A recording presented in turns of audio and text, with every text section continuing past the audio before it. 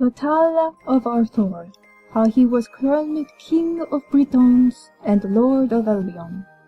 Here beginneth the tale. In the old days of Britain, men longed for the east set.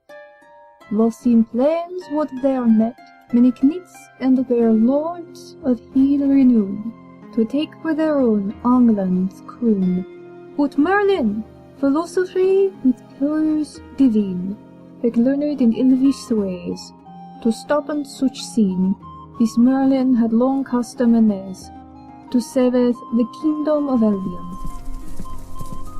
A youth there was named Arthour, of 10 and 3 a year. Fair was his face, bright and golden was his hair. His heart was grown full in grace, mercy, obeisance, and honour. This Arthur served as a squire for his brother. Sir Kyng named was he, a ruddy knight, full of valour and strength in meat. In journey to Canterbury they lured. Their father, Sir Arthour, a worthy man of good, leadeth them beside in journey. For Kyng on this day would fight in the tourney, to earn the purse and glory of the strong and wise.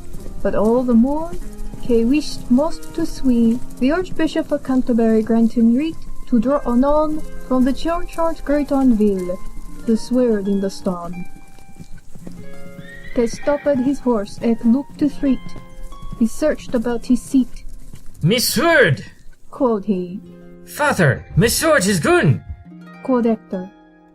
"What can be done? Home is too far away eke I'll have left for the tourney." "Ye shall go," quoth the youth. "Wait for me return, not shall me brother's honour be spurned." The boy rode on, swift as a hind, but no help nor sword did he find. In town where they had reached, all smithies had gone and locked away their best, for man and beste had left all for the tourney. "What shall we do?" quoth the boy. "With no sword, there can be no victory. Kyng will be turned away from the tourney. His honour evermore will be besmirched." The youth saw there a blade thrust in the stone, upon a great anvil it set anon. It draweth nigh, and so the hilt doth shine with rubies and diamonds, glittering with light divine.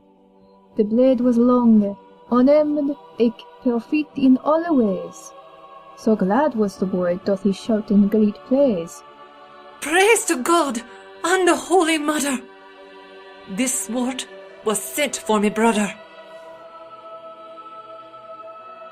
Deep as a swallow he leaped it to the stone he stole. Deftly this Arthour draweth the sword full. Unbeknown, the boy had done a most wondrous thing, for that sword could not be drawn but by England's true king. With a joy in his soul, Arthour ridden to Sir Kyng. With rejoicing he gavest to him the blade. Quoth Sir Kyng, "Hence did thou find such a sword?" quoth the boy. "In the stone and anvil, set in the churchyard, thrust in stone, with jewels in the hilt, fine as steel it looked built. Eke that blade, long and bright, like in the star of Bethlehem, it shined in great light. 'Twas a blessing from God. I swear it to be true." Sir Kyng knew not he will do. The sword had best the strongest knights. None could move the blade with all their might. He looked at the boy he called brother. Saith Kyng, "Tell none to father." Young knight went to Arthour, face full bright. To his knee he dropped at his father's seat. With the sword in hand, quoth Kyng, "Blessed be the day I have pulled the sword from the anvil and stone." quoth Arthour. "Whence came ye this sword, my son?" For Arthour had known his son this fate could ne'er do. Sir Kyng headlow said, "I confess, father, 'twas Arthour came with the sword to me, eg a gift it for yon torn." When this Arthour heard of how young Arthour had pulled the sword, his heart did break, and his face sallow go. Quoth Arthour to Kyng, A secret none but I know. I must now confess. Come, my son. Atones we must you To taunts, Kay his father followed, to spake with Arthur. The lad, when saw his father, with face full sorrow, asketh Hector. Father, why camest ye now? Hector said not, and to bent knee he dropped. Arthur, who at me table set? Quod he. Ec suckled at me fair wife's breast, conscience complieth me, ec this fit ye hath done, to confess ye be not my son. Nay, Saith Arthour. nay, father, rise from thy knee. Such jest be too cruel. He beggeth thee. On nay, Hector would stay. No jest, my lord, for ye hath done a impossible thing. Hector lifted up yon sword and read, Whoso pulleth out this sword is by right England's king. The youth's pallor grew frail. Arthur took the sword. Nay, He did wail. thou liest, churl. Such cruelty can ne'er be truth. Father, what have I done to earn thee wrath? Forgive us mine deception. Eke forget my action. This word again ye can set within the stone. Be no one else this thing be known. Forgive me, young lord. A man there come like a spectre in the mist. A staff of oaken wood held he in his fist. His cloak weareth silver, as the beard grown long from his weazened face. 'Twas Merlin the Weaseman. Ye cannot this truth keep. All deeds shall cometh to light. All words heard, deeds revealed to sight. Read Sir Hector. This man, the very one he be, that gave us thee, Arthur, to me. Quoth Merlin. Anon God bless thee, Sir Hector, for the vow you kept this long time since. But now we must tell all to our noble prince. The truth, young Arthur, ye serve as Hector's ward, until ye was strong, he cometh of an age to taketh this sword. Long ago I served thine father truth, named Arthour, king and lord of Albion, a fair ec just lordship he was. But lo, prone to lust ec wrath, Arthour for love of fairest Igran, wife of Tentagel's Duke Gwalice, diverse battles were fought. A night cameth, moonless and dark. On such a night, the king asketh me to work a feat of trickery. Said the king, The Duke's face giveth me, that I may lay with fairest Igran.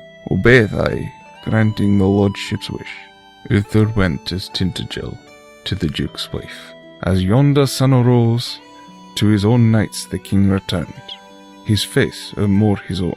That Gwalice, for all his strength, was son born out of his saddle a sword's length. Swift after Tintagel's blood soaked the white's grain, Arthour took for his wife Lady Igran.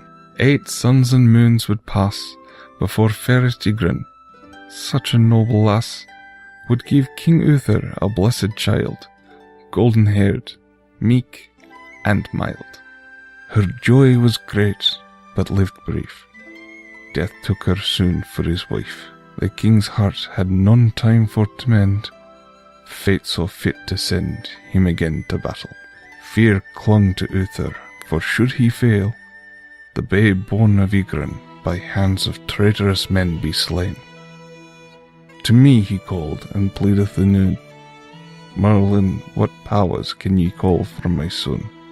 His mother layeth dead, ech none other livest who can giveth him care or guidant hand. Saideth I to the King Arthour, I knowest a knight named Hector. Gallant is his heart, courage his creed. Sir Hector is a noble man, perfect for this deed. To him shall I giveth this gentle child, until of age he cometh to bring this mild son ye born to be crowned King of England. Thus it was so. And quod Sir Ector, By me troth 'twas so. I loved and guided ye, my lord, as mine own son. Canst thou forgive me, my lord, for what I have done? Privy I was to such words, yet bound was I, for I sweart, ne'er to speak till cometh the time, when ye would pull of the sword. Ich, I speak the rhyme, carved upon the blade.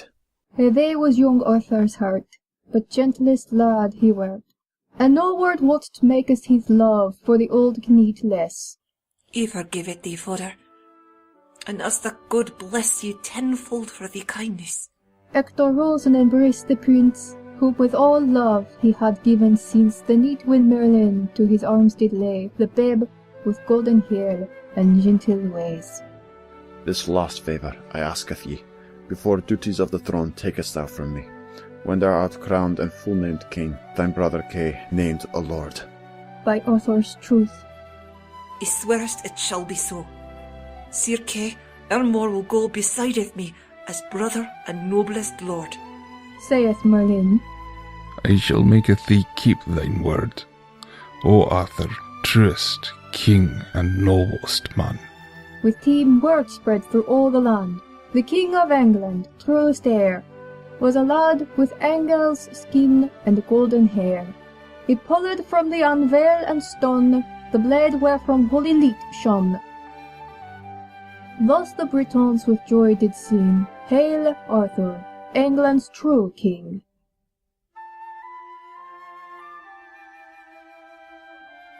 Here endeth the tale of Arthour, King of Britons.